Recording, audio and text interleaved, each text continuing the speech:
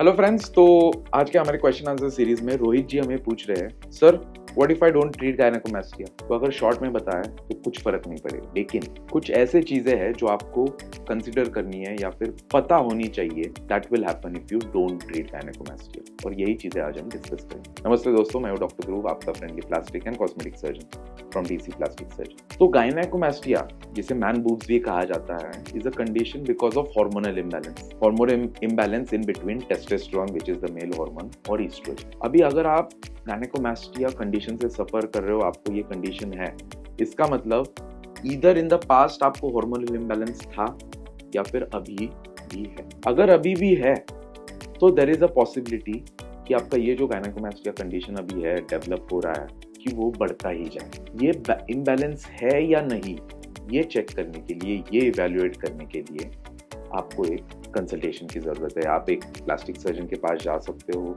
Will examine you, will check all your signs symptoms, बाकी आपका physical condition check करके, आपके सेकेंडरी सेक्सुअल कैरेक्टर्स का डेवलपमेंट और उसका स्टेटस चेक करके आपको बताएंगे कि ऑनगोइंग हार्मोनल इम्बैलेंस आप में है या नहीं है। आपके बाकी हिस्ट्री में कोई मेडिकेशंस आप ले रहे हो, या कोई ऐसे लाइफस्टाइल फैक्टर्स है, या फिर कुछ ऐसे डाइट में चीज़ें हैं, या फिर डिसीजेस है जिससे आपको गायनेकोमास्टिया हो सकता है या हो रहा है। ये चीज़ें इवैल्यूएट करेंगे और उन चीज़ों को इधर मॉडिफाई करने, स्टॉप करने या ट्रीट करने का रिकमेंडेशन। वो सारी चीज़ें अगर नहीं है, हार्मोनल बैलेंस भी अगर ठीक है, then he will recommend you to undergo surgery and correct that condition. Hormonal imbalance से गायनेकोमास्टिया होता है ऐसे नहीं है, बाकी और बहुत सारे आपके बॉडी को हार्मफुल इफेक्ट्स हो सकते हैं उसके। You will and up missing that. हमने भी एक बहुत सिंपल वीडियो बनाया है, आप देख सकते हो, जिससे आपको घर पे बैठे बैठे पता चल सकता है कि आपको गायनेकोमास्टिया है या नहीं। बट उससे ये नहीं है कि हाँ मुझे गायनेकोमास्टिया है, ये पता चल गया बस, और आप उस पर कुछ एक्शन नहीं लोगे। ऐसा you go consult a doctor, let him examine you, let him tell you what the causes are, what should be the treatment.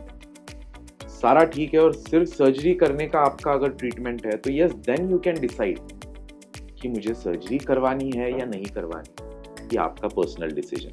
Surgery करवाओगे तो आपके जो कुछ इसके वजह से प्रॉब्लम्स थे अभी तक, सिचुएशंस ऑफ एम्बैरेसमेंट हो, या फिर लो सेल्फ कॉन्फिडेंस हो, लो सेल्फ एस्टीम हो, दोस्त लोग चिढ़ा रहे हैं, ये सारी चीजें अगर आपको अफेक्ट कर रही है, then get operated, which will boost your confidence, which will boost your self esteem, which will boost your self image. आप बॉडी कॉन्शियस हो तो वो आप चीजें ट्रीट कर पाओगे। अगर इन सारी चीजों से आपको फर्क नहीं पड़ रहा है और आपका हार्मोनल इम्बैलेंस नहीं है, तो ट्रीटमेंट लेने की जरूरत ही नहीं है आपको, क्योंकि that condition is not affecting you physically और mentally. Only if it is affecting you psychologically और mentally, then you can take treatment. और एक चीज मैं आपको आपका जो डर है वो निकालने के लिए ये बताऊंगा कि गायनेकोमास्टिया इज नॉट अ डिसीज। अगर आप गायनेकोमास्टिया ट्रीट नहीं करोगे तो आपकी आगे की उम्र कम हो रही है, ऐसे कुछ नहीं है। आप बीपी, डायबिटीज, अस्थमा, थायराइड उसे ट्रीट नहीं करोगे तो यस, आपकी लाइफ कम हो जाएगी। वैसे गायनेकोमास्टिया से कुछ नहीं, वो आप रखो या निकालो, जितने साल आप